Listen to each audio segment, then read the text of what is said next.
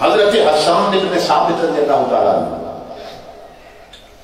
منبر پہ کھڑے ہیں، حضور کے سامنے کہہ رہے تھے،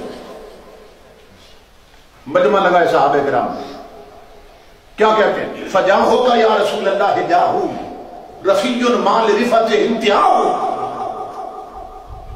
آج بعض بد مذہب لوگ منبروں پہ بیٹھ کر بد بات بیان کرتے ہیں، نبی ہمارے جیسے، ہم نبی جیسے، ہم ان کی بھی سر وہ ہماری بھی سر۔ انہیں حد نظر آ گئی، اور کملی والے کے صحابی کہتے ہیں بڑی مجلس میں، فجاؤ کا یا رسول اللہ جاؤ رفیع مال رفت انتہاؤ، کہ یا رسول اللہ آپ کی وہ عظمتیں ہیں کہ حسان کو تیری عظمت کی کوئی حد ہی نظر نہیں آئے، تیری شان اور تیرا مقام اتنا بلند ہے مدینے والے کہ تیرے صحابی حسان کو تیری عظمت کی کوئی حد ہی نظر نہیں آئی۔ فجاؤ کا یا رسول اللہ جاؤ رفیع مال رفت انتہاؤ۔ پڑھتے گئے حضرت حسان، پڑھتے گئے، سننا جب اس شعر پہ پہنچے نا، فَإِنَّ أَبِي وَوَالِدَتِي وَإِرْضِي لِإِرْضِ مُحَمَّدٍ مِنْكُمْ بِقَاؤُ، کہ مدینے والے میری ماں بھی تجھ پہ قربان، باپ بھی قربان، اولاد بھی قربان، میری جان بھی قربان۔ کالی کملی سے حضور کا ہاتھ نکلا تھا۔ اس شعر پر میرے آقا نے فرمایا، حسان خوشخبری سن لو، ساری دنیا جنت کی مشتاق ہے، آج کے بعد جنت تیری مشتاق ہے۔ نعرہ رسالت، نعرہ تحقیق، نعرہ حیدری، تاجدار ختم نبوت، تاجدار ختم نبوت۔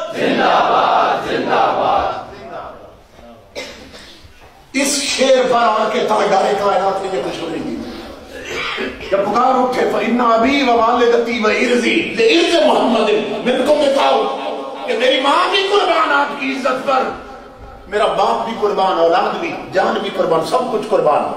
آقا کا اس وقت ہاتھ اٹھا فرمایا، حسان سن لو خوشخبری، ساری دنیا جنت کی مشتاق ہے، آج کے بعد جنت تیری مشتاق ہے۔ دنیا کی طلب ہے ہم جنت جائیں، خود جنت کی طلب ہے میرے اندر حسان آئے، کہ تو نے ہر شہوات میں اعلان کر لیے۔ تو یہ نا حضور کی محبت میں جو قدم اٹھایا جاتا ہے جان بانٹنے کا اور قربانی کا، یہ 100 سال کی منزلیں طے کروا دیتا ہے، 100 سال کی منزلیں طے ہو جاتی ہیں۔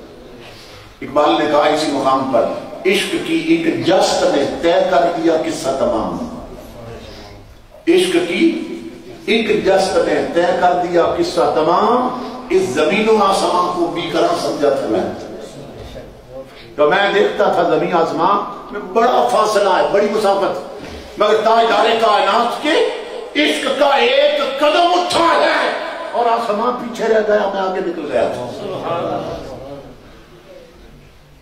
اور اقبال ایک اور مقام پہ کہتا ہے عجب کیا گر مہو پروی میرے نخچیر ہو جائیں، عجب کیا گر مہو پروی میرے نخچیر ہو جائیں، کہ بر فطراق صاحب دولت بستم سر خود را۔